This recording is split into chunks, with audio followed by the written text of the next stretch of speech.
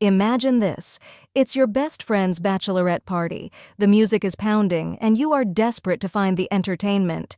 You spot the most devastatingly handsome man in the room, 6'4", dangerous eyes, wearing a suit that screams sin, and you assume he's the stripper you hired. So, what do?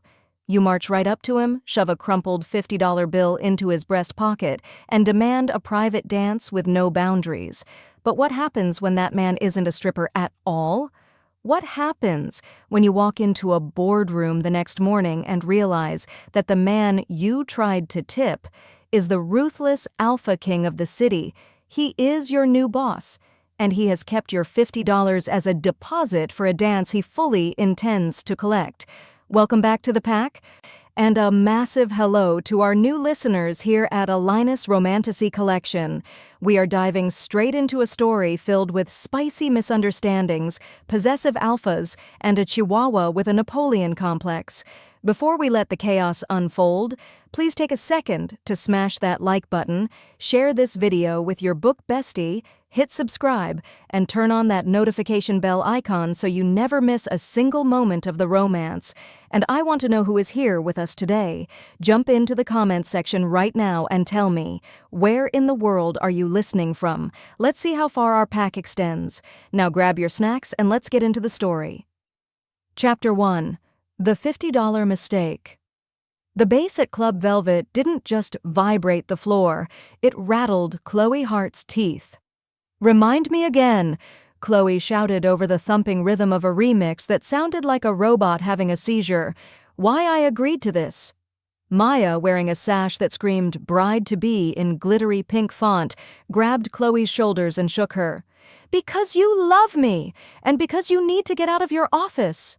You've been buried in crisis management files for 3 weeks straight. You smell like copier toner and loneliness." "I do not smell like loneliness," Chloe muttered, adjusting the strap of her little black dress. "I smell like efficiency and expensive coffee." She swiped a stray lock of hair back into her messy bun. Truthfully, Maya was right. Chloe's PR firm, Heart Solutions, had been fighting fires for minor celebrities all month. She was exhausted. She wanted to be home in her sweatpants, eating takeout, and explaining to her neurotic chihuahua, Bolt, why he couldn't murder the mailman. "Okay, look." Maya pointed toward a heavy velvet curtain near the VIP section. "The entertainment is supposed to be over there. Go check if he's ready. I need another tequila shot before I face a shirtless fireman or whatever cliché you booked." Chloe sighed. "Fine, but if I see a cowboy hat, I'm leaving." Chloe weaved through the sweaty crowd of dancers, dodging spilled drinks and flailing limbs. She reached the secluded VIP cordon. The area was dimly lit, smelling of expensive leather and cedar wood, a sharp contrast to the stale beer smell of the main floor. Standing near the curtain with his back to her was a man. Chloe paused. He wasn't wearing a fireman's outfit. He was wearing a suit, a dark, immaculately tailored charcoal suit that hugged a set of shoulders broad enough to carry a small sedan. He was checking his watch, radiating an aura of impatience. Wow, Chloe thought, her crisis manager brain momentarily shutting down. The agency really upgraded the talent. He turned around. Chloe's breath hitched. He was devastating. High cheekbones, a jawline sharp enough to cut glass, and eyes the color of molten gold. He looked dangerous, expensive, and completely out of place in a rowdy bachelorette lineup. He looked at her with a bored, brooding intensity that made her toes curl in her heels. The tequila Chloe had consumed earlier gave her a sudden, stupid burst of confidence. She walked right up to him, digging into her clutch. "You're late," Chloe said, trying to sound authoritative. She pulled out a crumpled $50 bill, the only cash she had. "My friend is over there waiting. We don't have all night." The man blinked. He looked down at the $50 in her hand, then back up at her face. His expression shifted from boredom to amusement. One dark eyebrow arched perfectly. "Am I?" His voice was a deep, rich baritone, wrapped in a crisp British accent that instantly melted Chloe's knees. "Yes," Chloe insisted, shoving the bill into the breast pocket of his expensive suit jacket. She patted his chest. It was hard as a rock beneath the silk wool. Consider this a tip to get things started. Now, how much for a private dance? And make it dirty, no distinct boundaries. It's her last night of freedom. The man looked down at his pocket, where the tip of President Grant's stern face was poking out. A slow, predatory smirk spread across his face. It was the kind of smile a wolf gives a lamb before dinner. "A private dance?" he repeated, his voice dropping an octave, vibrating through her chest. He took a step closer, invading her personal space. He smelled like rain and storm clouds. "For you, love? It might cost you significantly more than $50. Chloe's heart hammered against her ribs. Suddenly, the velvet curtain was ripped aside. Mr. Colton. A mountain of a man with a headset, Big Mike, the head of security, rushed forward, looking terrified. "Sir, I am so sorry. The perimeter breach, I didn't see her." "It's fine, Mike," the British man said, his eyes never leaving Chloe's flushed face. "Sir?" Big Mike continued, panting. "The board is waiting at the tower for the emergency quarterly review. Your car is out back." Chloe froze. Her PR brain rebooted instantly. Suit, board meeting, security detail. Sir. This wasn't the stripper. Chloe looked at the $50 sticking out of the billionaire's pocket. She looked at his amused gold eyes. She looked at the exit sign glowing green across the club. "Oh my God," she whispered. "Run along now," the man murmured, leaning down so his breath tickled her ear. "Before I decide to keep the deposit?" Chloe didn't wait. She turned on her heel and sprinted into the crowd, leaving her dignity and her $50 behind. Chapter 2. The Walk of Shame to the Boardroom. The next morning, the sun felt like a personal attack. Chloe sat in the driver's seat of her vintage 1965 cherry red Ford Mustang, gripping the steering wheel as if it were a lifeline. She was parked outside the gleaming glass monolith of Colton Enterprises. "You can do this," she told her reflection in the rearview mirror. "You are Chloe Hart. You are the spin doctor. You once convinced the press that a senator's leaked sext was actually a typo. You can handle a pitch meeting." Her phone buzzed. It was Sophie, her Gen Z assistant. "Bestie, where are you?" The vibes in the lobby are intimidating. The receptionist looks like a supermodel, and I think the security guard smelled my fear. Chloe typed back, "In the parking lot, coming up. Do not TikTok the lobby." She took a deep breath, grabbed her briefcase, and stepped out. This contract was vital. Hart Solutions needed a big fish, and Colton Enterprises was the whale. They had reached out yesterday regarding sensitive security leaks that required immediate damage control. Chloe smoothed her navy blue power suit, adjusted her glasses, and marched into the building. She was a professional. Last night was just a fever dream. A hallucination brought on by cheap tequila and loud bass. The odds of running into that specific British man in a city of 8 million people were statistically 0. 10 minutes later, Chloe was ushered into the executive boardroom on the 90th floor. The room was sleek, cold, and silent. A long mahogany table stretched out before her. Seated around it were 3 people. On the left, a stressed-looking man with dark circles under his eyes, tapping a pen nervously, Weston Grady, the chief of operations. Next to him, an older, grumpy-looking man in a tweed jacket, Arthur Penhaligon. And at the head of the table, Chloe stopped dead in the doorway. Her briefcase felt suddenly heavy. It was him, the stripper. He was wearing a different suit today, navy blue, perfectly cut, but the arrogance was identical. He sat with a stillness that was unnerving, watching her walk in with those piercing gold eyes. "Ms. Hart," Weston stood up, extending a hand. "Thank you for coming on such short notice. I'm Weston Grady. This is Arthur Penhaligon. And this," he gestured to the man at the head of the table, "is our CEO, Steven Colton."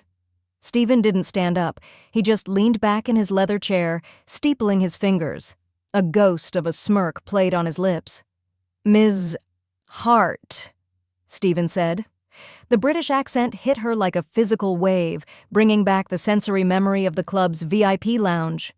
"We've heard interesting things about your aggressive negotiation style."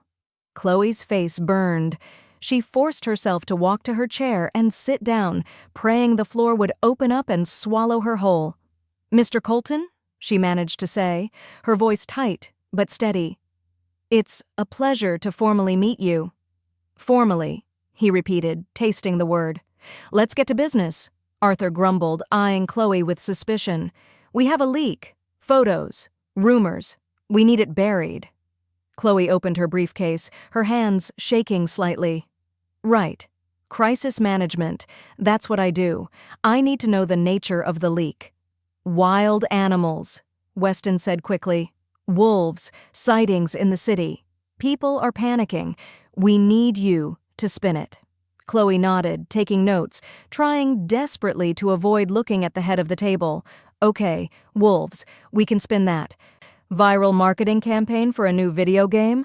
Or perhaps a zoo escape hoax? I'll need to see the footage." "Excellent," Steven said softly. The meeting went on for 20 minutes. Chloe was brilliant. She pitched strategies, outlined non-disclosure agreements, and dazzled Weston and Arthur. She was in the zone. She almost forgot who she was talking to. "I think we've heard enough," Steven interrupted suddenly. The room went silent. He reached into his jacket pocket. Chloe's heart stopped. Slowly, deliberately, Steven slid a crumpled green piece of paper across the polished mahogany table. It stopped right in front of Chloe's notebook. It was her $50 bill. General Grant stared up at her, judging her sins. "I believe this belongs to you, Ms. Hart," Steven said, his voice smooth as velvet. Weston looked confused. "Sir?" "Just a prior transaction," Steven said, his eyes locking onto Chloe's. "Unless, of course, you'd like to keep it on the table. I'm told my rates are quite reasonable." Chloe stared at the bill. She refused to touch it. If she took it back, she was acknowledging the embarrassment. She stood up, smoothing her skirt, her face flaming red. "Keep it," she said, her voice tight. "Consider it a down payment on my silence. The contract covers all other services." Steven's smirk deepened. "Then you're hired." Chapter 3. The Non-Disclosure Agreement. "I need you to sign the NDA in blood. Okay, maybe not blood, but digital ink that is legally binding in 70 countries. Chloe was pacing in her office later that afternoon, holding her phone to her ear. "Sophie, please tell me you picked up Bolt from the groomer." "I have to go back to Colton Tower to finalize the paperwork and get the encrypted files." "So, about that," Sophie's voice crackled over the line. "The groomer called. Bolt bit the blow-dryer, and then he tried to bite the groomer's husband. They banned him. You have to pick him up. Like, now." Chloe groaned, looking at the ceiling. "He's 4 pounds of rage in a fur coat. Why does he hate men so much?" "Trauma?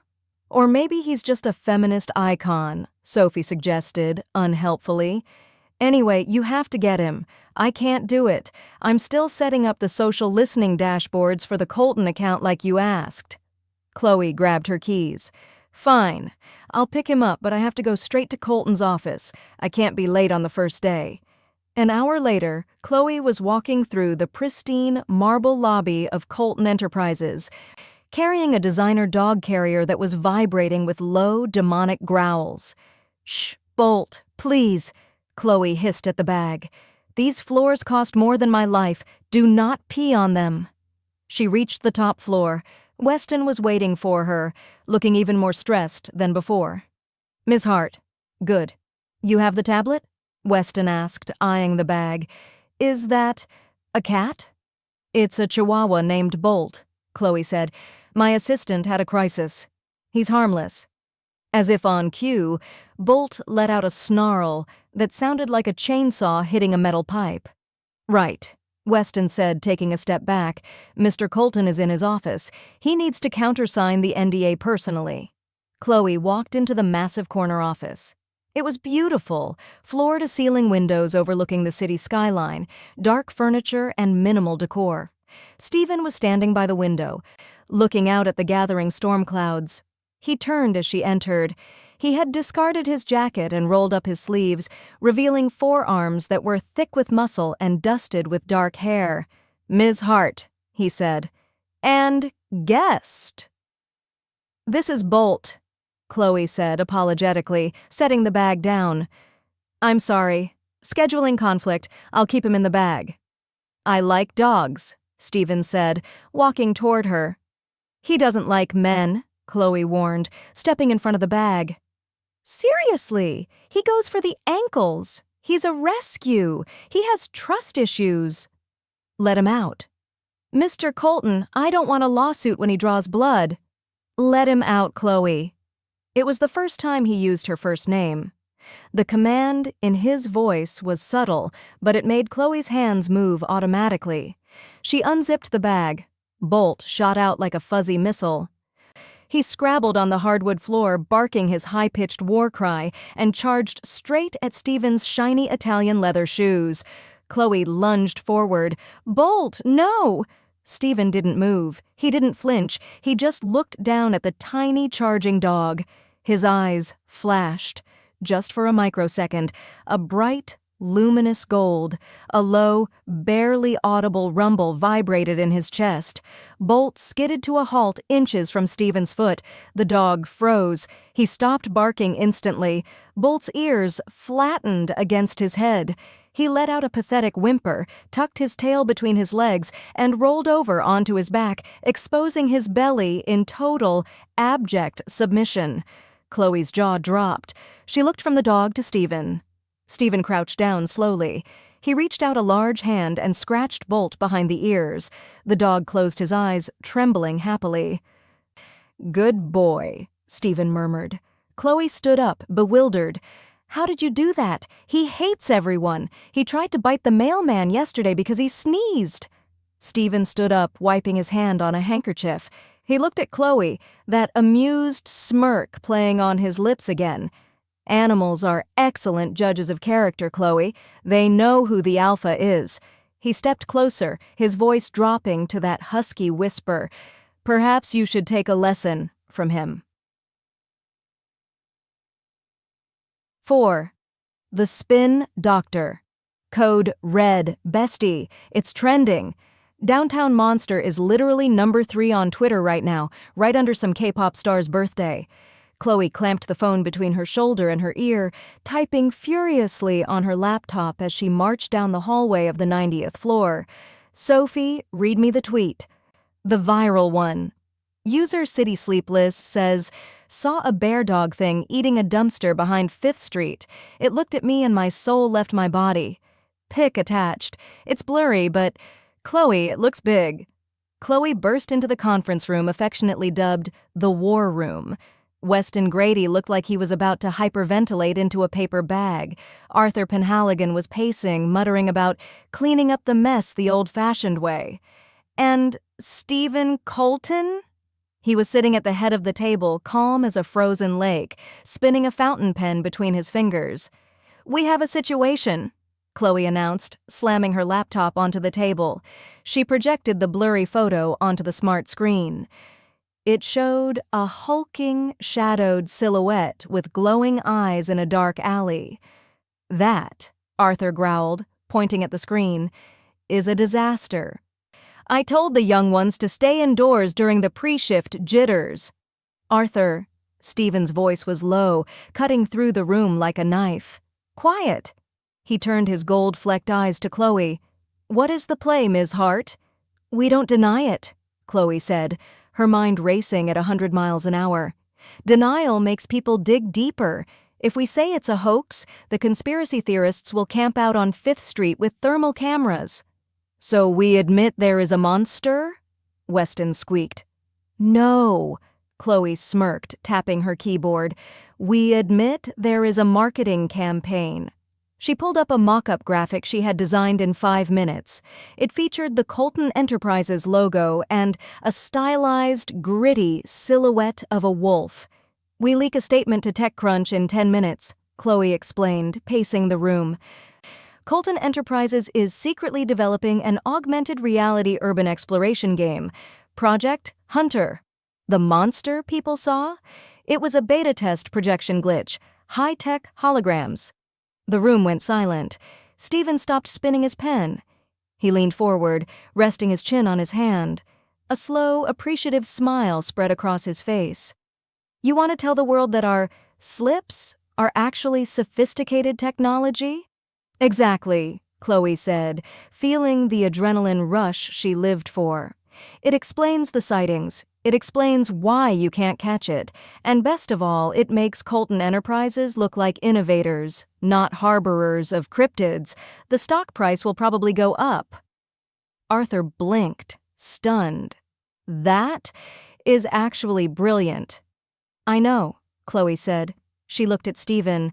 I need you to tweet a vague, cryptic emoji. Maybe a wolf and a joystick. Send the internet into a frenzy. Steven stood up. He moved with that unnerving grace, closing the distance between them until he was looming over her. He smelled of rain and expensive cologne. You are terrifyingly good at lying, Chloe, he murmured, his British accent thick. I don't lie, Mr. Colton, Chloe corrected, tilting her head back to meet his gaze, refusing to be intimidated by his height. I manage the truth. There's a difference. Is there? He took a step closer. The air between them crackled with static electricity. You're bossy. I'm not used to people telling me what to tweet. Maybe you need to be bossed around more often, Chloe shot back, without thinking. Weston gasped audibly in the corner. Steven's eyes darkened. He didn't look angry. He looked hungry. Careful, Ms. Hart, he whispered, his voice vibrating in her chest. I might start enjoying it. Chapter 5. The Hunger. It was 11 p.m. The storm outside lashed against the reinforced glass of the skyscraper, but inside the executive suite, it was quiet. Chloe rubbed her temples, staring at the press release drafts. The AR game lie had worked perfectly. The internet was buzzing with excitement for a game that didn't exist, and the downtown monster trend had turned into a fan forum for vaporware. You look like you're about to collapse, a deep voice rumbled. Chloe jumped. Steven was leaning against the doorframe of the temporary office they had set up for her. He had discarded his tie, and the top 2 buttons of his white dress shirt were undone, revealing a hint of tan skin. I'm fine, Chloe lied, stifling a yawn, just finalizing the bots. Sophie has a script running to flood Reddit with fake game theories. You need to eat, Steven said. He walked in, carrying 2 flat, steaming boxes. I ordered pizza. Chloe's stomach gave a treacherous growl. Oh, thank God.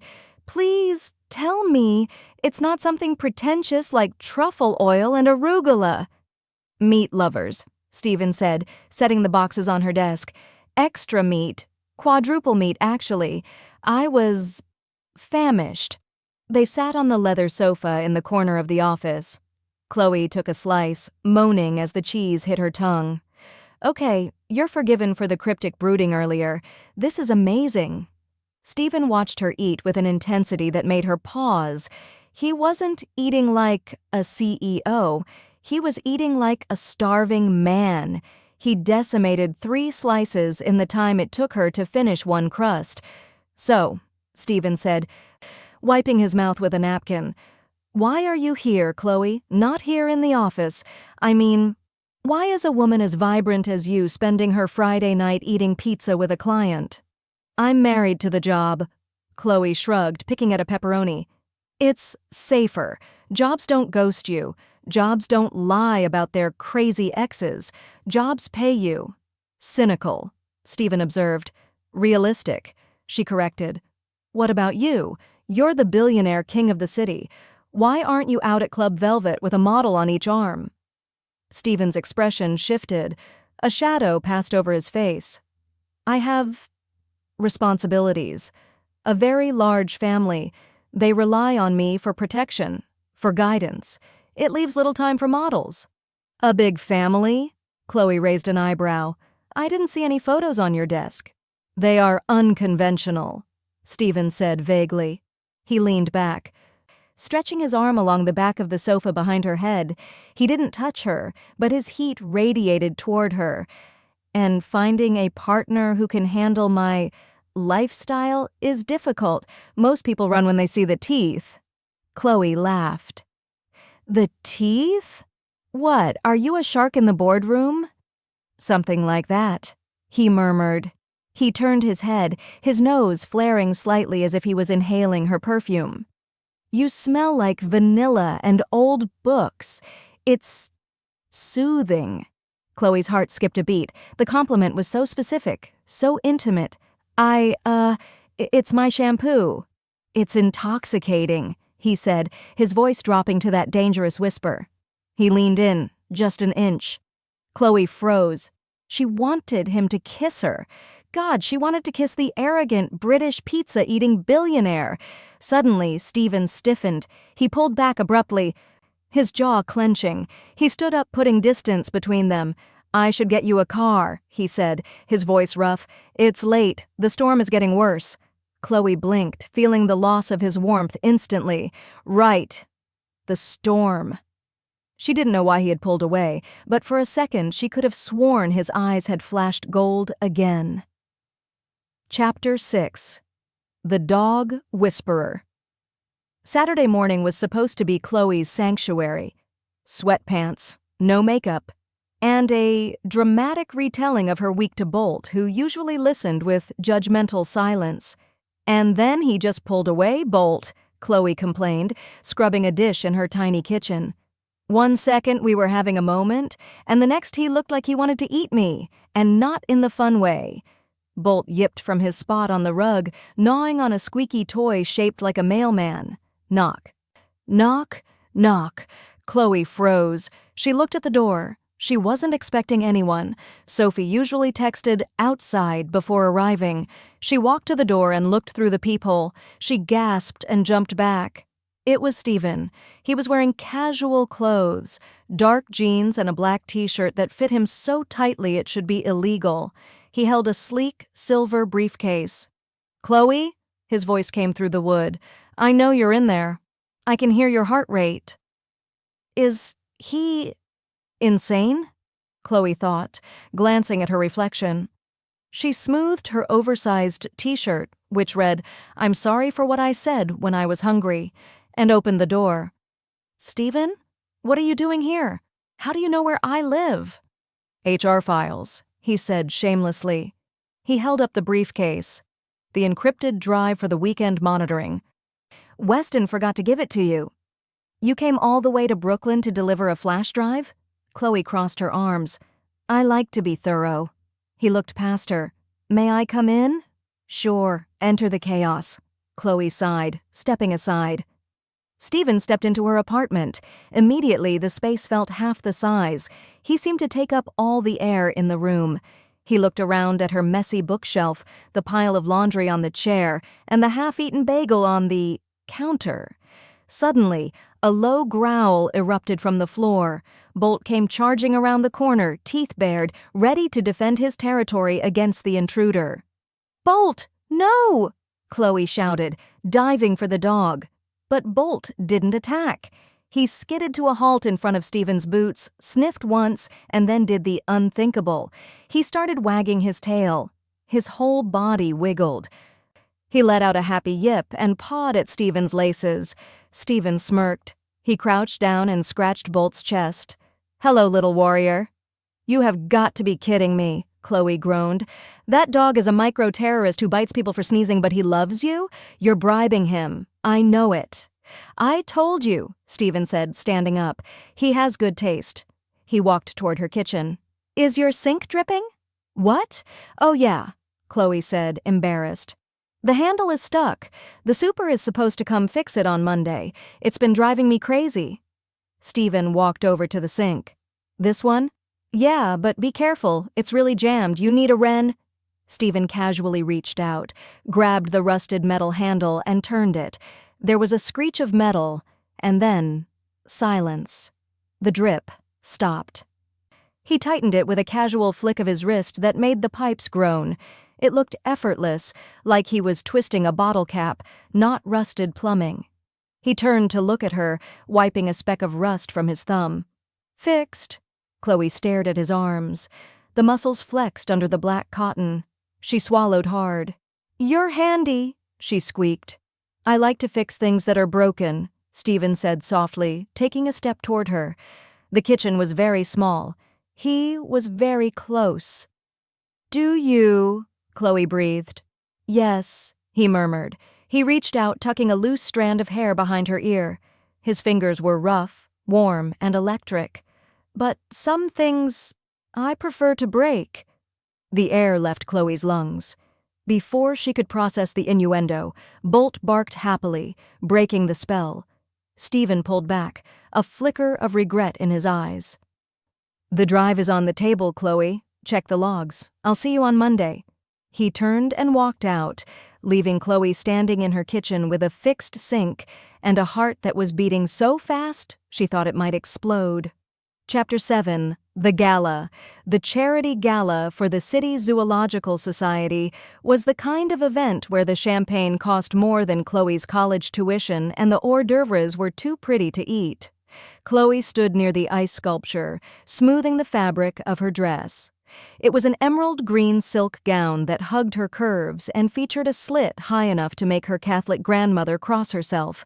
She felt exposed, out of place, and ridiculous. "Stop fidgeting!" a voice murmured in her ear. "You look breathtaking." Chloe jumped, nearly dropping her clutch. Steven Colton had materialized beside her. He was wearing a tuxedo that fit him with criminal perfection, the black fabric straining slightly against his broad shoulders. His bow tie was undone, draped loosely around his neck, a calculated look of nonchalance that made every woman in the room stare. "I'm not fidgeting," Chloe lied, her heart doing a traitorous little flip at his British accent. "I'm adjusting, and you're late. The donors are asking where the alpha of the industry is." "Let them ask," Steven said, taking a flute of champagne from a passing waiter and handing it to her. "I was busy ensuring the perimeter was secure." "Secure against what? Angry librarians?" Chloe teased. Steven didn't smile. His gold eyes were scanning the room, alert and predatory. "Something like that?" Suddenly, the crowd near the entrance parted. A man walked in. He was handsome in a slick, manufactured way. Too much hair gel, teeth too white, wearing a suit that shimmered under the chandeliers. "Hudson Williams," Steven growled. The sound came from deep in his chest, a low rumble that vibrated through the floorboards. Chloe frowned. "The tech mogul? I thought he was your competitor in AI, not everything." Hudson spotted them. A smirk plastered onto his face. He beelined for them, moving with a prowling grace that mimicked Steven's, but lacked the raw power. "Steven," Hudson said, his voice oily. "I didn't think you'd show. I heard your pack. Sorry, your company was having PR issues with stray dogs." "Hudson." Steven nodded curtly. His body blocked Chloe, shielding her. Hudson stepped to the side, his eyes raking over Chloe in a way that made her skin crawl. "And who is this tasty little morsel? New assistant? Or did you finally buy yourself a pet?" The air around Steven instantly dropped 10 degrees. "Careful," Steven said softly. It was the quietest he had ever spoken, yet it carried across the noise of the gala like a gunshot. "She is my crisis manager, and she is not for consumption." Hudson laughed, stepping closer to Chloe. He reached out to touch her bare arm. "Crisis manager? Pretty thing like you? I have a crisis in my penthouse you could manage." Snap. Before Hudson's fingers could graze her skin, Steven's hand shot out. He grabbed Hudson's wrist in a grip that looked bone-shattering. "I said," Steven snarled, his eyes flashing with a terrifying light, "do not touch her!" The music seemed to stop. People turned to look. Hudson winced, his knees buckling slightly under the pressure. "Steven!" Chloe whispered, tugging on his sleeve. People are watching. The stock price. Steven didn't look at the crowd. He looked at Hudson. Leave, before I forget we are in civilized company. Hudson yanked his hand back, cradling his wrist. He glared at Steven, then sneered at Chloe. Check your leash, Colton. She smells too sweet to keep hidden forever. Hudson turned and disappeared into the crowd. Steven stood frozen, his chest heaving, his fists clenched. Chloe stared at him. She should be scared. A CEO just physically assaulted a rival at a gala. But looking at his rigid back, all she felt was a strange, magnetic pull. Steven, she said softly. He turned to her. His eyes were wild, dilated. He looked like he wanted to tear the room apart. Get the car, he rasped. We're leaving. Now. Chapter 8. The Almost Kiss. The valet brought the Mustang around. Steven didn't wait for him to open the door. He slid into the passenger seat, his long legs cramped in the vintage footwell. Chloe jumped into the driver's seat, threw her heels into the back, and gunned the engine. She drove fast, the V8 engine roaring as they tore down the highway away from the city lights. The inside of the car was thick with tension. Steven was staring out the window, his hand gripping the door handle so hard the leather creaked. You want to tell me what that was? Chloe asked, her hands tight on the wheel. You almost broke his wrist, Steven, over a bad pickup line? It wasn't a pickup line. Steven muttered, his voice rough. It was a threat. He's a tech bro with a spray tan, Chloe argued. He's not a threat. You acted like a jealous boyfriend. Steven whipped his head around. Is that what you think I am? Jealous? I don't know what you are, Chloe shouted, glancing at him. You're intense, you're possessive, you fix my sink and feed my dog, and then you almost brawl at a black tie event. You're confusing me, Steven. I am trying, Steven gritted out, to keep you safe. Safe from what? From him. From me.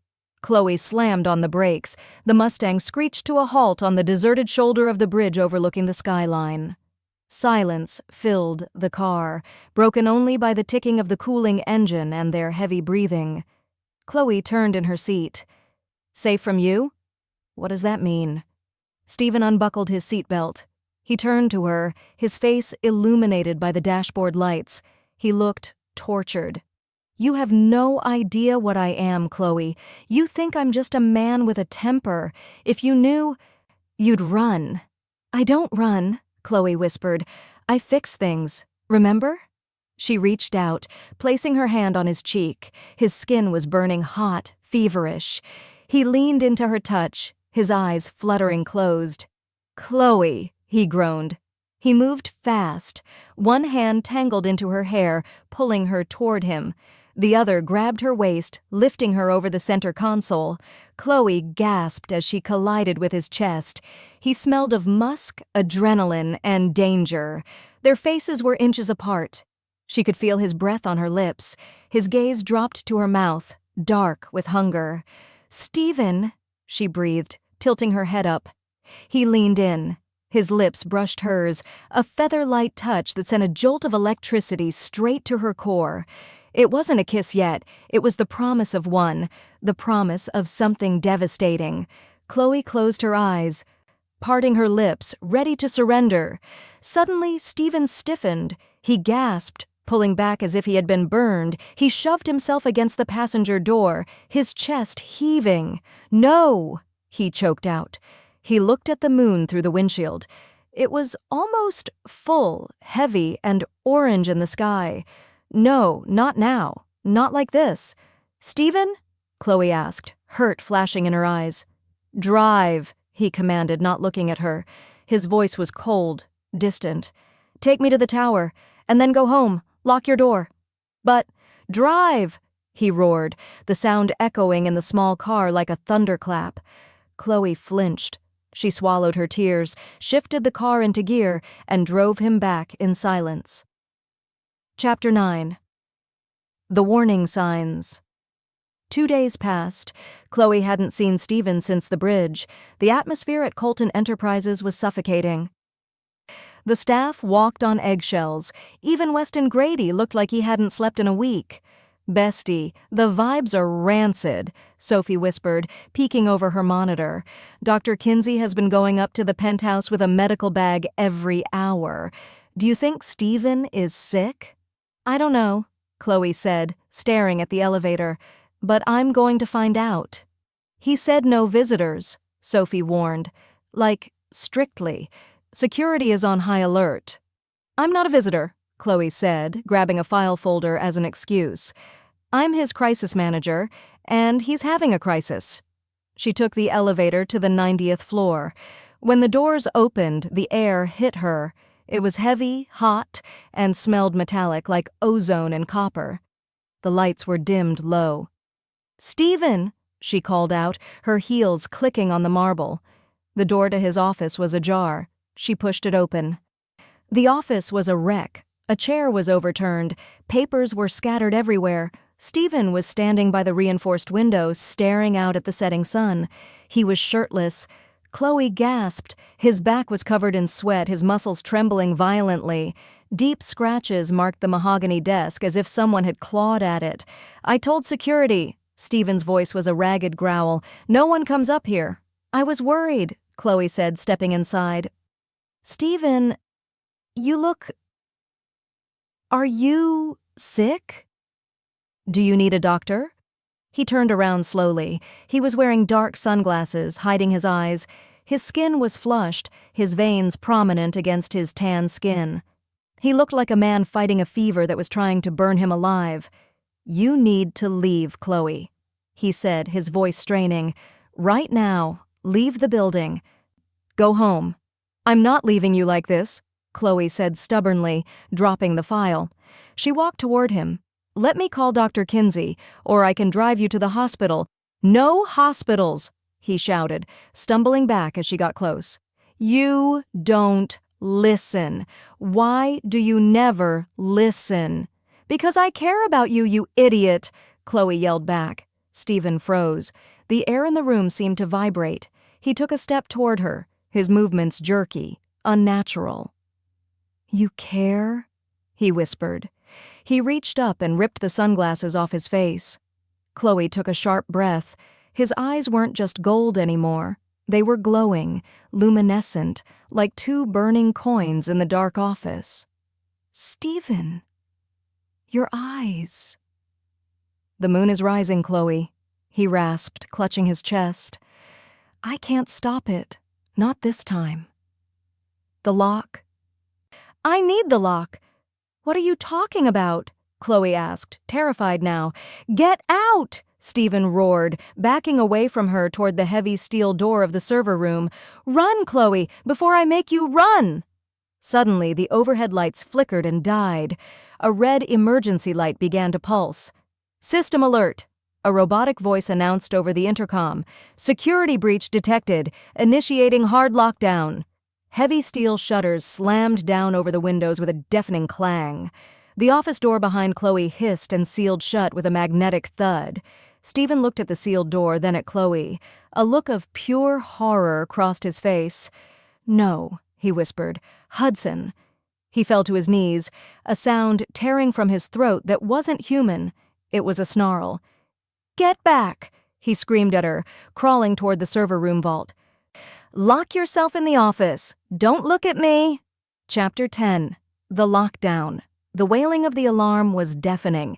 Red emergency lights pulsed in rhythm with Chloe's racing heart, casting the executive suite into a nightmare of crimson shadows. "Hard. Lockdown. Initiated," the synthetic voice repeated. "Threat level. Critical." Chloe ran to the main office door. She swiped her access badge frantically against the reader. Nothing. The keypad was dead. The heavy magnetic lock hummed with an unbreakable seal. "It's not working," Chloe shouted, turning back to the room. "Steven, the system is dead. We're trapped." She froze. Steven wasn't standing anymore. He was on his hands and knees in the center of the room, clawing at the expensive Persian rug. His shirt had ripped down the back, shredded by the sudden, violent expansion of muscles that looked like shifting tectonic plates beneath his skin. "Steven?" Chloe whispered, her voice trembling. "Get away!" Steven choked out. His voice sounded like gravel grinding in a mixer. He lifted his head and Chloe gasped. His face was contorted in agony, sweat pouring down his brow. His jaw was set so hard she could hear his teeth creaking. "Into the server room. I have to get inside." "You're having a seizure," Chloe realized, panic overriding her fear. "Oh my God, you're having a seizure!" She rushed toward the desk, grabbing the landline receiver, but there was no dial tone. She checked her phone. 0 bars. The lockdown hadn't just sealed the doors. It had severed the hard lines and engaged a military-grade signal jammer. They were completely cut off. "Don't touch me," Steven roared. He scrambled backward, away from her, dragging his body toward the reinforced steel door of the server room, a vault designed to withstand corporate espionage and bomb threats. "Steven, let me help you," Chloe cried, chasing him. "You need a doctor." "I need chains," he gasped, throwing himself against the server room door. He punched the keypad with a trembling hand, entering a code. The heavy steel door hissed open. He threw himself inside the dark, cold room. He turned back to her one last time. His eyes were fully glowing now, 2 orbs of molten gold that didn't look human. They looked ancient. "Chloe," he pleaded, his breath coming in ragged gasps, "no matter what you hear, do not open this door." "Steven, please, promise me," he screamed. "I promise," she sobbed, terrified. He hit the button. The steel door slammed shut between them with a finality that shook the floor. Chloe heard the heavy bolts slide into place, locking him in the dark. And then the screaming started. Chapter 11. The server room. For 10 minutes, Chloe huddled against the far wall of the executive office, her hands pressed over her ears. The sounds coming from the server room were the stuff of nightmares. It wasn't just screaming. It was the sound of destruction. She heard the screech of metal being torn apart, the crash of heavy server racks being toppled, and a low, guttural roaring that vibrated through the floorboards and into her bones. "He's dying," Chloe thought, tears streaming down her face. "He's having a psychotic break or a heart attack, and he's dying in there alone." She looked at the red light pulsing above the door. "Do not enter." "I promised," she whispered to herself. Crash! Something massive hit the door from the inside. The heavy steel boomed and dented, vibrating in its frame. Chloe flinched.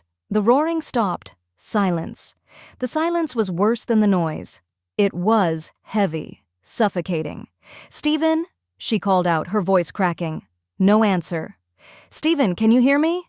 Nothing. Her crisis manager brain kicked in. If he had a medical episode, every second counted. If he had stopped making noise, he might be unconscious. He might have swallowed his tongue. He might be dead. "I can't let a client die," she muttered, wiping her face. "I can't let him die." She stood up, her legs shaking. She walked to the server room door. The keypad was glowing red. She didn't have the code he used, but she had the master override. Steven had given it to her on her first day, a key card that granted access to all PR-sensitive areas, which included the server banks where the data was stored. "I'm sorry, Steven," she whispered, her hand trembling as she pulled the white card from her lanyard. "I'm breaking the NDA." She tapped the card against the reader. Beep. Access granted. The pneumatic mechanism whined in protest, grinding against the damage. The heavy steel slab jerked, then slowly slid into the wall. Chloe stepped into the doorway, peering into the darkness. The only light came from the blinking LEDs of the destroyed server towers. The room was freezing cold. "Steven?" she whispered. Movement in the corner, shadows shifting. "Steven, I'm going to help you. Just—" A low growl cut her off. It wasn't the growl of a man. It was the deep, resonant rumble of a predator that weighed 400 pounds. From the shadows, two glowing gold eyes opened. They were at eye level with her. Chloe's blood turned to ice. Chapter 12. Sit down. The beast stepped into the red emergency light. Chloe stopped breathing. It was a wolf, but calling it a wolf felt like calling a tank a bicycle. It was massive, easily the size of a pony, with fur as black as a starless night. Its muscles rippled under the sleek coat, powerful enough to snap bone like twigs. Its mouth was open, revealing rows of razor-sharp white teeth that dripped with saliva, and it was staring right at her. "What?" Chloe's voice failed. The wolf let out a snarl, ears flattening against its massive skull. It looked confused, agitated. Fighting the agonizing pull of the blood moon, a lunar event that stripped away human reason and left only pure, violent instinct. It took a step toward her, claws clicking on the concrete floor. Chloe backed up, hitting the doorframe. "Nice doggy!" She squeaked, her brain short-circuiting. The wolf lunged. It moved with a speed that blurred the air. 1 second it was across the room, the next it was towering over her, pinning her into the corner. Hot breath washed over her face. Chloe squeezed her eyes shut, waiting for the bite, waiting for the end. "This is it," she thought. "I'm going to be eaten by a mutant dog in a skyscraper. My mother is going to be so mad." But the bite didn't come. She felt a wet nose press against her neck, a deep inhale. Chloe opened one eye. The monster wasn't biting her. It was sniffing her. It was inhaling her scent like it was oxygen. She looked into its eyes. They weren't the black, soulless eyes of a shark. They were gold, intelligent, tortured. Steven! The realization hit her like a freight train. The security leaks. The weird strength. The way Bolt submitted to him. The big family. "Steven?" she whispered. The wolf jerked back as if her voice had slapped him. He growled again, shaking his massive head, fighting the animal instinct that wanted to claim her or kill her. He snapped his jaws at the air, looking dangerous, unstable. He took a step forward, looming over her aggressively. Chloe didn't run. She didn't scream. She got mad. This was Steven, her arrogant, bossy British client, and he was currently growling at her. Chloe Hart did not tolerate being growled at, not by chihuahuas and not by werewolf kings. She stood up straighter. She pointed her index finger directly at the wolf's wet, black nose. "Hey!" she shouted, using her best bad dog voice. The wolf blinked, stunned. "I do not care how many legs you have," Chloe yelled, her finger shaking slightly but holding firm. "You do not growl at me. I am your crisis manager. I am currently managing a crisis and you are being very unhelpful." The wolf tilted his head, the gold eyes widening in confusion. "Now!" Chloe took a deep breath, channeling every ounce of authority she had used to train Bolt, with mixed results. She pointed at the floor. "Sit!" she commanded. "Down, now!" The wolf looked at her finger. He looked at her furious face, and then the alpha king of the sovereign pack, the most feared predator in the city, sat. He dropped his heavy hindquarters onto the concrete floor with a thud. He let out a soft woof of air, his ears perking up slightly. Chloe stared at him. "Oh my God," she whispered, her hand dropping. "It actually worked." The wolf whined, a high-pitched, pathetic sound that didn't match his size, and scooted forward on his butt. He laid his massive head gently on Chloe's feet, looking up at her with big, apologetic puppy eyes. Chloe slowly slid down the wall until she was sitting on the floor. Her hands were shaking. She reached out, hesitating, and then buried her fingers in the thick, soft fur behind his ears. "You are in so much trouble, Steven," she whispered. The wolf closed his eyes and leaned into her touch, finally at peace. Chapter 13. The Silent Watch. The red emergency light overhead finally stopped pulsing, replaced by the dim, steady hum of the backup generators. The The server room was freezing, climate-controlled to keep the machines from overheating, but Chloe didn't feel the cold. She was leaning against a living furnace. The wolf, Steven, hadn't moved for hours. He lay sprawled on the concrete floor, his massive black head resting heavily on his front paws, watching her. Every time Chloe shifted, his gold eyes tracked her movement, alert and possessive, but calm. "So," Chloe whispered, breaking the heavy silence. Her voice echoed slightly in the metal room. "I guess this means the augmented reality game isn't happening?" The wolf let out a huff of air through his nose that sounded suspiciously like a laugh. Chloe reached out tentatively, her hand hovering over his shoulder. The fur was incredibly soft, thick and midnight black, but beneath it, she could feel the tension in his muscles. She also felt something wet. She pulled her hand back. Her fingertips were stained with blood. "You're hurt," she breathed, her heart clenching. She looked closer. His flank was matted with blood, and there were raw, angry abrasions on his shoulders where he had slammed himself against the steel door. He did that, Chloe realized with a jolt. He threw himself at a steel wall to keep away from me, to keep me safe. "You idiot," she murmured, her throat tight. "You stubborn, self-sacrificing idiot." She used the hem of her blazer to gently dab at the wound on his shoulder. The wolf flinched, a low rumble vibrating in his chest. But he didn't pull away.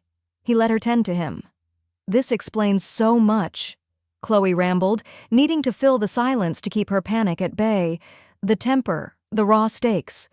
The way you knew exactly where to scratch Bolt to make him stop barking." She paused, narrowing her eyes at him. "Does Bolt know? Is that why he submitted to you? Is my dog part of your club?" The wolf blinked slowly, which Chloe interpreted as a yes. "Unbelievable," she sighed, sliding down until her head rested against his warm flank. She was exhausted. The adrenaline crash was hitting her hard. "My Chihuahua has higher security clearance than I do." The wolf shifted, curling his massive body around her like a protective wall. He nudged her hand with his wet nose, then licked her fingers, cleaning the blood off her skin. The gesture was so tender, so intimately human, despite the form, that Chloe felt tears prick her eyes. "You're not a monster, Steven," she whispered into his fur, her eyelids growing heavy. "Monsters don't lock themselves in vaults to save people." The wolf rested his chin gently on her ankle.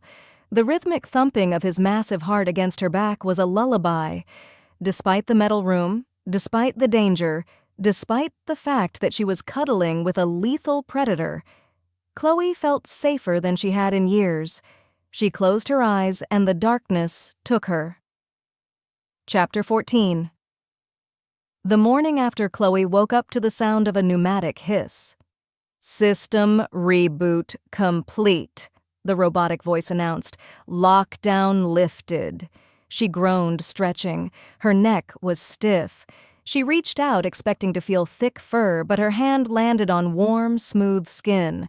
Chloe froze. Her eyes snapped open. She wasn't leaning against a wolf anymore.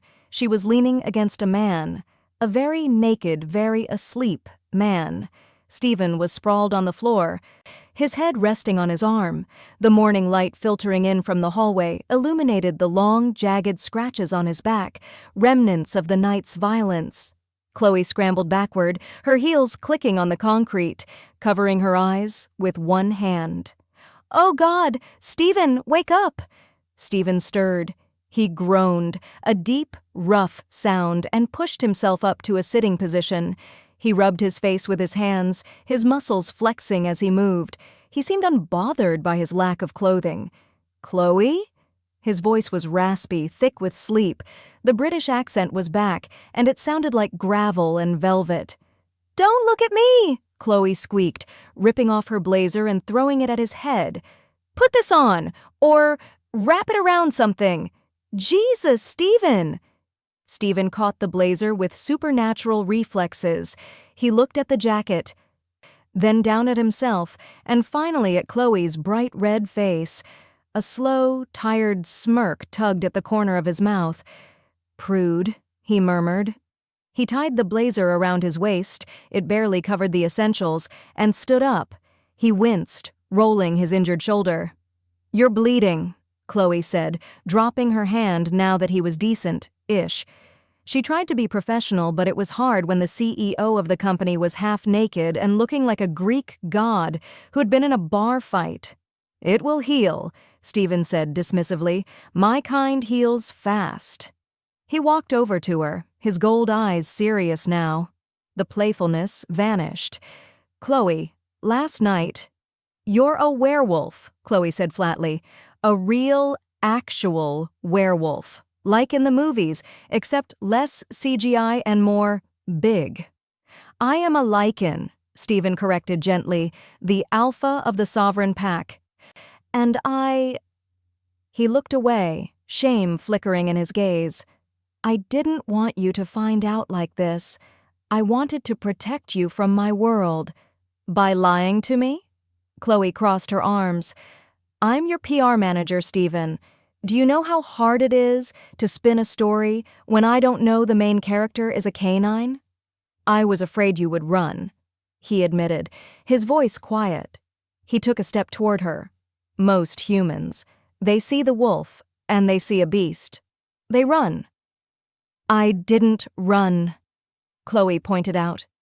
"No." Steven looked at her with an intensity that stole her breath. "You told me to sit, and you stayed." He reached out, his large hand cupping her cheek. His thumb traced her lower lip. The touch was electric. "Why did you stay, Chloe?" Chloe looked up at him. "Because I don't abandon my clients," she whispered.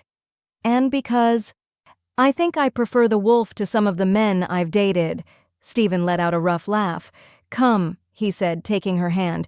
"We need to go to the penthouse. I need clothes, and then I need to tell you everything about the pack, about Hudson, and about why I can't let you leave." Chapter 15. The Surrender. The penthouse shower was large enough to fit a car, which was fortunate because Steven needed the space. Chloe waited in the living room, staring at the skyline. Her world had tilted on its axis. Werewolves were real, her boss was their king, and Hudson Williams was apparently a rival alpha running a puppy mill from hell. The bathroom door opened. Steven walked out, drying his hair with a towel. He was wearing fresh gray sweatpants and nothing else. The water droplets on his chest tracked down over defined abs and disappeared into the waistband. "We need to talk about Hudson," Steven said, walking over to the wet bar and pouring 2 glasses of amber liquid. "He hacked the building. He wanted me to kill you, Chloe. He wanted to trigger a frenzy." "He failed," Chloe said, taking the glass he offered. She took a sip of the whiskey. It burned, grounding her. "This time," Steven said darkly. He paced the room, his agitation returning. "But now, you know. That puts a target on your back. The pack laws are strict. Humans aren't supposed to know we exist." "So what? You're going to fire me?" Chloe challenged, setting the glass down. "You're going to wipe my memory." "I should," Steven growled. He stopped in front of her. "I should send you away. To Europe. Somewhere safe where Hudson can't find you." "I'm not going anywhere." Chloe stepped into his space, tilting her head up. "I don't run, Steven. I fix things. And right now, you have a Hudson problem. I can fix it." "Why?" Steven demanded, grabbing her upper arms. His grip was firm, desperate. "Why put yourself in danger for a job?" "It's not for the job," Chloe shouted. Silence stretched between them. "It's not for the job," she whispered, her voice trembling. "It's for you." Steven stared at her, his pupils dilating until his eyes were almost entirely black. "Chloe." "I was lonely," she confessed, the words spilling out. "Before this, I was successful and busy and completely alone. And then I met you. And you're arrogant and bossy, and you have a tail sometimes. But you see me." "You really see me." "I see nothing else," Steven groaned. "God, Chloe, do you know how hard it has been to smell you every day, to hear your heart beat across the room?" He pulled her closer, his body heat searing through her clothes. "You are my mate," he rasped, the British accent thick with emotion. "My soul is tethered to yours. The wolf recognized you the moment you walked into that club and tried to buy me for $50. Chloe's eyes widened. "Mate? Like soulmates?" "More," he swore. "It means I belong to you. It means if you leave, I will go mad. It means I would burn this city to the ground to keep a scratch off your skin." "Then don't send me away," Chloe breathed, wrapping her arms around his neck. "Keep me. Always," he vowed. He lowered his head and captured her lips. It wasn't like the almost kiss in the car. This was possession. It was hunger. Steven kissed her like he was starving, his tongue sweeping into her mouth, tasting her, claiming her. Chloe melted against him, her fingers tangling in his damp hair. He lifted her effortlessly, wrapping her legs around his waist. Chloe gasped as he carried her toward the massive bedroom, never breaking the kiss. "Say it," he growled against her lips as he laid her down on the silk sheets, his body hovering over hers, heavy and hard. "Tell me you're mine." "I'm yours," Chloe whispered, pulling him down. "I'm yours, Steven." And as the Alpha King finally claimed his queen, Chloe knew one thing for sure. This was definitely worth more than $50. Chapter 16. The Leak. The morning sun filtered through the penthouse curtains, casting a soft glow over the tangled sheets. Chloe lay with her head on Steven's chest, listening to the slow, steady rhythm of his heart. For the first time in her life, the spin doctor didn't want to check her phone. She didn't want to think about headlines or stock prices. She just wanted to stay here, wrapped in the arms of the Alpha King. "You are thinking too loud," Steven murmured, his voice a deep rumble against her ear. He traced the line of her spine with his hand. "Stop analyzing. Just be." "I can't help it," Chloe sighed, looking up at him. "My brain is a browser with 3,000 tabs open, and you just opened a whole new window called My Boyfriend is a Werewolf." Steven smirked, leaning down to kiss her forehead. "Boyfriend? I believe the term is mate. It's significantly more permanent. There is no unsubscribing from this. Chloe Hart. We'll see about that," she teased. "If you leave the toilet seat up, I might reconsider the burn, burn, burn." Chloe's phone, which she had left on the nightstand, began to vibrate violently. It wasn't a text notification. It was the code black ringtone, a sound she reserved for catastrophic disasters. Steven groaned, tightening his grip on her. "Ignore it." "I can't," Chloe said, sitting up and pulling the sheet around her. She grabbed the phone. "It's Sophie. She never calls at 7 a.m. unless the building is on fire." She slid the answer button. "Sophie, tell me it's good news." "Bestie, do not freak out." Sophie's voice was high-pitched and breathless. "But you need to turn on the news, like right now, Channel 5, and maybe pour yourself a drink." Chloe grabbed the remote and flicked on the TV mounted on the wall. The screen filled with the breaking news banner. A reporter was standing outside the Colton Enterprises tower, their current location.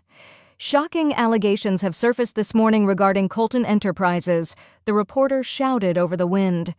A whistleblower report, allegedly leaked by rival tech mogul Hudson Williams, claims that CEO Steven Colton is running an illegal, off-the-books genetic testing facility. The report alleges human experimentation, dangerous steroid enhancement, and biological hazards. Chloe's blood ran cold. "He's spinning the werewolf biology," she whispered. "He's framing the pack's strength as illegal steroids and experiments." "The FBI has announced a preliminary investigation," the reporter continued. "Federal agents are expected to arrive within the hour." Steven sat up, the sheet falling to his waist. His face hardened, the relaxed lover vanishing instantly, replaced by the Alpha King. His eyes flashed gold. "He dares?" Steven snarled, swinging his legs off the bed. He brings the humans into our war? If the FBI finds the holding cells, if they find the chained rooms, they'll think it's a torture dungeon, Chloe finished, her mind racing. Steven, this destroys you, not just the company. If they test your DNA, they'll find the anomaly. They'll lock you in a lab for real.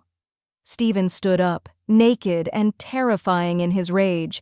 Then they do not enter the building. Steven, you can't stop the FBI. I can, he growled, his fists clenching until his knuckles turned white. I will rally the pack. If Hudson wants a war, he will get one. We will burn him out before the feds even park their cars? No. Chloe scrambled out of bed, grabbing his arm. That's exactly what Hudson wants. He wants you to react violently. If you fight the FBI, you prove you're a monster, you lose everything. Then what do we do? Steven roared, turning to her. Submit? I do not submit. No, Chloe said, her eyes narrowing. We don't submit, we spin. Get dressed, Steven. We're going to the war room. Chapter 17. The War Room. The atmosphere in the executive boardroom was toxic. Arthur Penhaligon, the pack elder, was red-faced and shouting. Weston Grady was typing furiously on 3 different laptops. Dr. Fred Kinsey was packing medical supplies into a bag, looking like he was preparing for a siege. We strike now. Arthur slammed his fist on the mahogany table. We send the enforcers to Hudson's estate. We rip his throat out before the midday news. It is the old way. The old way will get you televised on CNN being shot by a SWAT team, Arthur. Chloe's voice cut through the shouting. She marched into the room, wearing a fresh power suit she kept in her office emergency kit. Steven walked in behind her, silent, radiating a dark, lethal energy. He took his seat at the head of the table, but he didn't speak. He watched Chloe. Who let the human in? Arthur spat. This is pack business. This is war. This is PR, Chloe corrected, throwing her tablet onto the table. Hudson didn't attack you with claws. He attacked you with a PDF file and a press release. You can't claw your way out of a federal investigation. She's right, Weston muttered, looking up. The FBI warrant is for genetic malpractice. They're looking for labs, test tubes. If we start killing people, they bring the National Guard. So we let them find us? Arthur challenged. We let them take our blood? No, Chloe said, pacing the room. We give them a better target. She turned to Steven. You told me you have spies. You said you had dirt on Hudson that you couldn't use because it was obtained illegally. Steven nodded slowly. We stole his hard drives months ago, encrypted financial records, but we can't use them in court without admitting we broke into his servers. I don't need to use them in court. Chloe smiled, a cold, sharp expression that made Weston shiver. I need to use them in the court of public opinion. Give me the drive. The drive contains terabytes of data, Arthur scoffed. Boring numbers, logistics, imports. Imports? Chloe stopped, her eyes lit up. What kind of imports? Meat, Steven rumbled. Enormous quantities of high-grade raw meat to feed his rogue pack. He hides it under shell companies. Chloe's brain clicked into place. The pieces of the puzzle slammed together. He's buying thousands of pounds of meat, Chloe murmured. But he doesn't run a restaurant. He doesn't run a zoo. To the IRS, that looks suspicious. To the public, it looks weird. She turned to Steven. Give me the drive, and give me Sophie. You handle the claws. Keep the FBI stalled in the lobby with lawyers and red tape for 2 hours. I handle the optics. Arthur looked at Steven. Alpha, you cannot trust the future of the pack to a spin doctor. Steven stood up. He walked over to Chloe. He didn't look at Arthur. He looked down at her, his gold eyes softening with pride. She is not just a spin doctor, Arthur, Steven said, his voice ringing with authority. She is my mate, and if she says she has a plan, we follow the plan. He handed Chloe a small black USB drive. Unleash hell, my love. Chapter 18. The Setup. Okay, Sophie, talk to me. I'm looking at the spreadsheet now. Wow, that is a lot of beef. Chloe was in her office, door locked. Sophie was on video call on the main screen, typing so fast, her fingers were a blur. It's insane, Sophie said. Hudson Williams has spent $4 million in the last fiscal year on biological sustainment. He's buying premium cuts, Chloe, ribeyes, Wagyu, for a tech startup warehouse in Queens. He's feeding his army, Chloe muttered, scrolling through the stolen files. But look at the shipping manifest. He's also importing cages? Reinforced steel crates? Yeah, Sophie crunched on a snack. Probably for the new recruits when they turn, containment. Okay, Chloe leaned back, her eyes scanning the data. So, here is the story Hudson is trying to tell. Colton Enterprises is doing sci-fi experiments. It's scary, but it's abstract. People don't understand genetics. She tapped her pen on the desk. But here is the story we are going to tell. We have a tech mogul. He has a secret warehouse. He buys millions of dollars of meat. He buys steel cages, and he has zero records of any animal welfare licenses. Sophie gasped.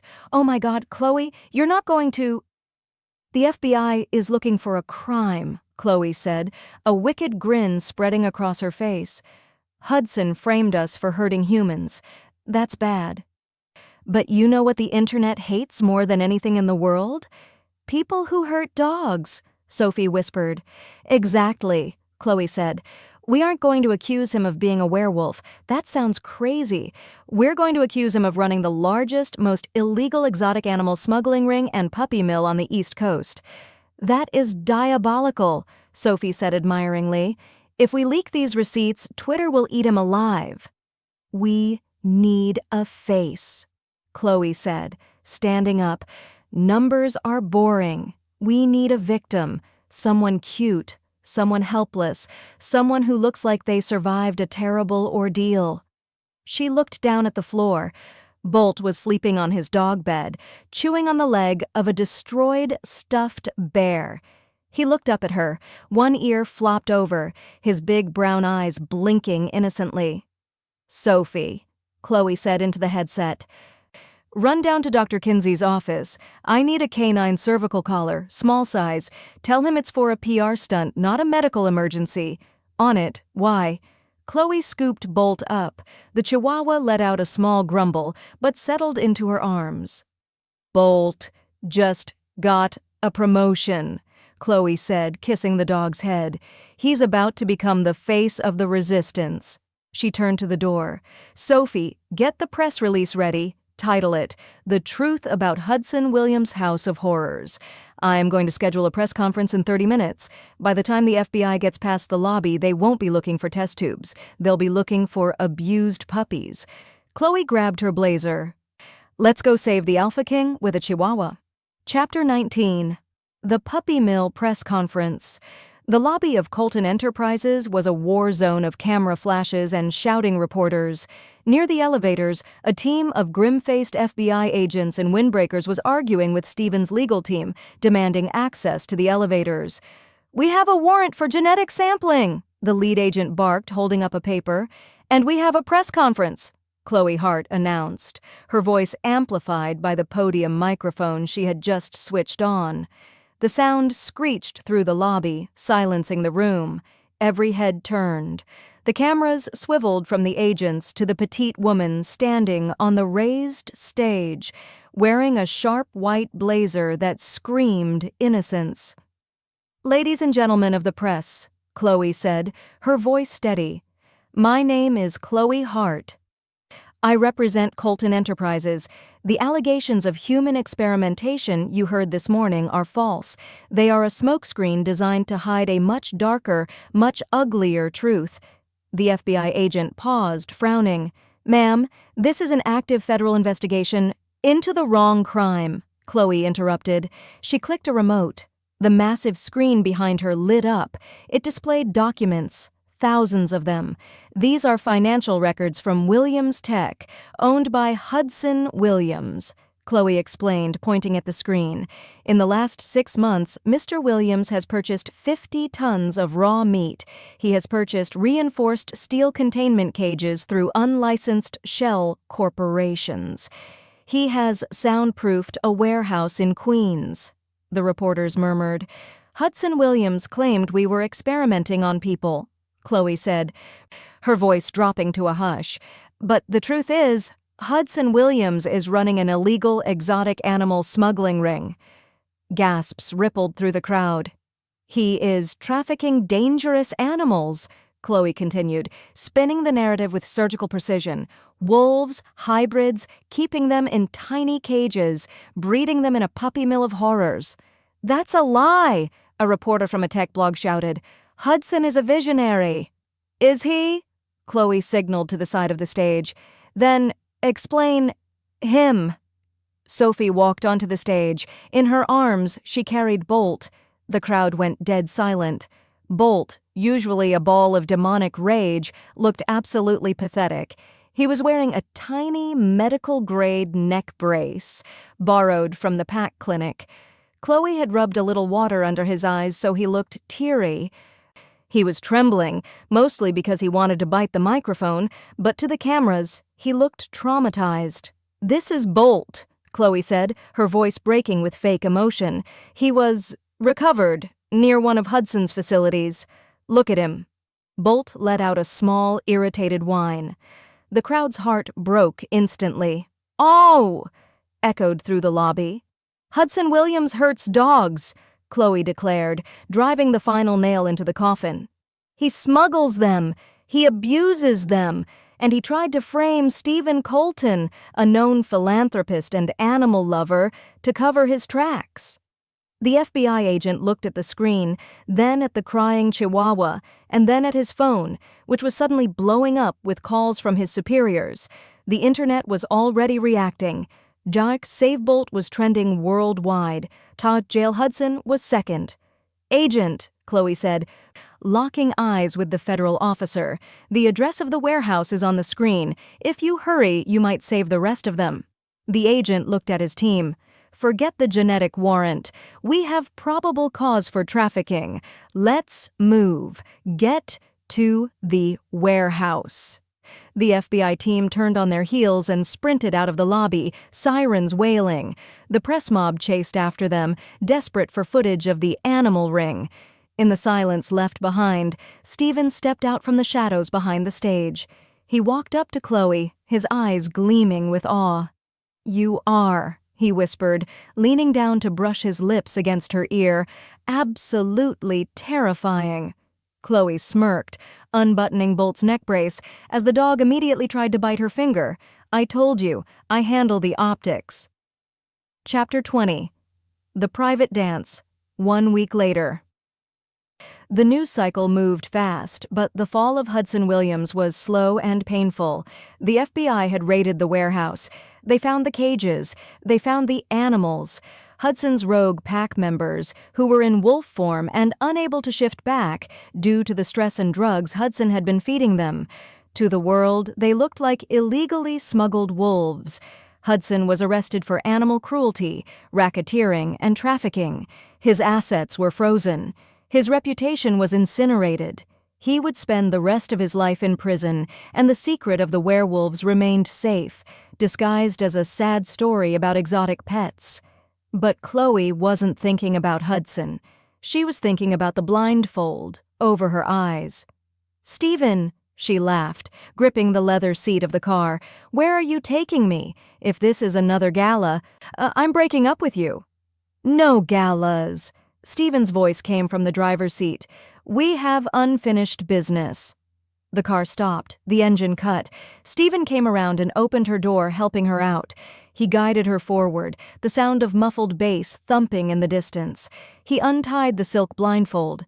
Chloe blinked. They were standing in the VIP section of Club Velvet. The club was empty. He had bought it out for the night. The only light came from the soft, purple spotlights and the candles on the table. You brought me back to the scene of the crime, Chloe smiled, turning to him. Steven stood before her. He looked devastatingly handsome in a charcoal suit, identical to the one he wore the night they met. But this time his eyes were soft, full of warmth and adoration. He reached into his jacket pocket. "I believe," Steven said, his British accent thick and husky, "that you offered a transaction." He pulled out the crumpled $50 bill, Ulysses S. Grant still looking judgmental, and held it up. "You asked for a private dance," Steven murmured, stepping closer, crowding her space until her back hit the velvet curtain. "And I told you it would cost you more than cash." Chloe's breath hitched. She placed her hands on his chest, feeling the steady, powerful beat of his heart. "What's the price, Mr. Colton?" Steven tossed the $50 bill onto the table. He wrapped his arms around her waist, pulling her flush against him. "You," he whispered, "your heart, your future, your stubbornness. I want all of it. I want the messy bun and the arguments and the demon dog." He leaned down, his forehead resting against hers. "Be my queen, Chloe. Let me take care of you." "Let me protect you." Chloe smiled, tears pricking her eyes. She reached up, tangling her fingers in the hair at the nape of his neck. "You're hired," she whispered. Steven growled, a low, happy sound, and captured her lips. The kiss was slow, deep, and full of promises. Around them the music swelled, but they were the only two people in the world. Later that night, the vintage cherry-red 1965 Ford Mustang rumbled to life outside the club. The top was down, the city lights reflecting off the pristine hood. Steven walked around to the driver's side, his hand on the door handle. He looked at Chloe with a charming, hopeful grin. "It's a special occasion," he reasoned. "Surely, I can drive." Chloe, sitting in the passenger seat with her sunglasses on at midnight, lowered her frames. She looked at him. She looked at the car. "Steven," she said sweetly, "I love you. I saved your life. I saved your pack." "Yes?" he asked. "Touch my car, and I will bite you." Steven laughed, throwing his head back. "Fair enough." He walked around and slid into the passenger seat. Chloe revved the engine, the V8 roaring like a beast. From the back seat, Bolt, wearing a diamond-studded collar, a gift from the Alpha, popped his head up. He looked at Steven, let out a small yip, and licked Steven's ear. "See?" Steven smirked, resting his arm on the door as Chloe peeled out onto the empty street. "He prefers me." "Shut up and look pretty, wolf boy." Chloe laughed, shifting gears. She floored the gas, driving them into the night, ready for whatever crisis or adventure came next. Epilogue. The Queen of Spin 6 months later. The morning sun streamed into the master bedroom of the Colton estate, illuminating the framed jersey on the wall. It wasn't a sports jersey. It was a framed, slightly wrinkled $50 bill with the words, "Best investment I ever made," engraved on the plaque beneath it. Chloe Hart, soon to be Chloe Colton, stood in front of the full-length mirror, critically adjusting the lapel of her white power suit. "You are vibrating again." A deep voice rumbled from the bed. Steven lay propped up against the headboard, shirtless, watching her with that familiar, heavy-lidded gaze that made her knees weak. Even after 6 months, the sight of the Alpha King in the morning still felt like a fever dream. "I am not vibrating," Chloe argued, grabbing her tablet. "I am strategizing. The engagement party is tonight. Do you know how hard it is to plan a seating chart when half the guests eat raw steak and the other half are vegan influencers from my old agency?" "Put the vegans near the salad bar," Steven suggested lazily, swinging his legs out of bed. "And put the elders near the exit. They're less grumpy when they have an escape route." "I put the elders at the kids' table." Chloe smirked. "Arthur complained about the DJ playlist, so I revoked his VIP privileges. He's sitting next to Sophie." Steven laughed, walking over to wrap his arms around her waist from behind. He rested his chin on her shoulder, looking at their reflection, the massive, dangerous wolf king and the petite human who held his leash. You have terrified my entire council, Steven murmured, kissing the sensitive spot below her ear. Weston asks you for permission before he schedules security drills now. He says you're scarier than I am. That's because you only bite when you're angry, Chloe said, leaning back into him. I bite when people mess up my font spacing. It's a different kind of fear. A sharp, high-pitched bark interrupted the moment. Bolt trotted into the room. He was wearing a custom-made tuxedo bandana with a tiny black bow tie. He looked at Steven, wagged his tail enthusiastically, and then turned to growl at Chloe's heels. Traitor, Chloe muttered. He knows who feeds him the good beef, Steven grinned. He crouched down, and the fierce chihuahua immediately rolled over for belly rubs. Who's a good pack warrior? You are. You realize the pack has started calling him the tiny alpha, right? Chloe sighed. I heard a rumor that the Gamma Wolf actually saluted him yesterday. Hierarchy is hierarchy.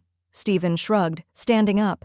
He turned Chloe around to face him, his expression turning serious. His gold eyes searched hers. Are you happy, Chloe? He asked softly. This life, the secrets, the politics, the danger, it's a lot to ask of anyone. Chloe looked at him.